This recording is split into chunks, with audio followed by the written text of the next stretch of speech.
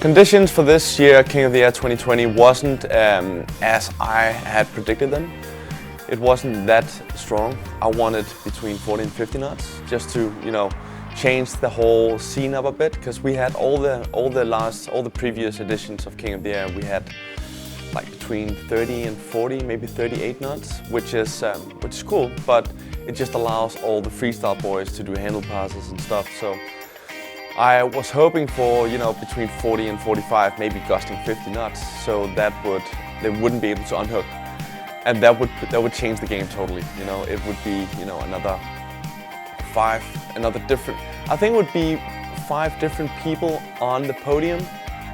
Like the top 5, top 6 would be slightly different because of the experience you get from riding in Cape Town. You can't just fly in and then just compete the next day. You gotta know the wind. You gotta look at the ocean. You gotta check the waves and all that. So when everything aligns and you get those 45 knots, it just switches up the game totally. And that's what I've been training for this year. Fortunately, that didn't happen, but I managed to pull through anyway. Oh my goodness, look at that! Mick's going huge there, and the height he had on that was phenomenal. When I spot the kicker, it's I don't have my trick in my head. I'm like, okay, let's see what happens as soon as I hit it. And then I would either go, if the kicker sends me forward, I would probably do a boogie loop, a front roll kite loop. If it sends me slightly backward, I would do a laid back roll. It's only when I do kite loop board offs that I'm like, okay, now my next trick is a kite loop board off because I have to hit that kicker so perfectly. And that's what the orbit does. It's so reliable. It's crazy. As soon as I hit it, I pull the bar in. I know exactly where it is. I don't even look at the kite anymore. When I spot the kicker, I feel the kite instead of looking at it. Like back in the days, I would sort of, look at the kite just a little bit before hitting the kicker.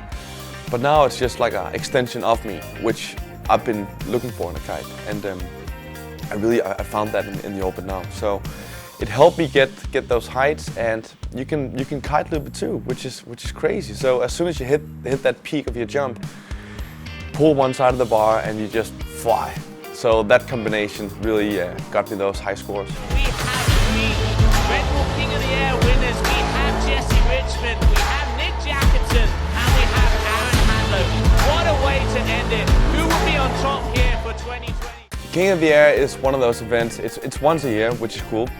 So the hype is just perfect. It's not like we don't have another event coming up in 2 months time or 3 months time. So if you don't make it, if your result isn't as good as you expected it to be, you gotta wait a whole another year, which sucks. So it's the focus, it's your gear, it's the mindset, it's everything that you need to combine to actually pull it off. So it means quite a lot to me. It does.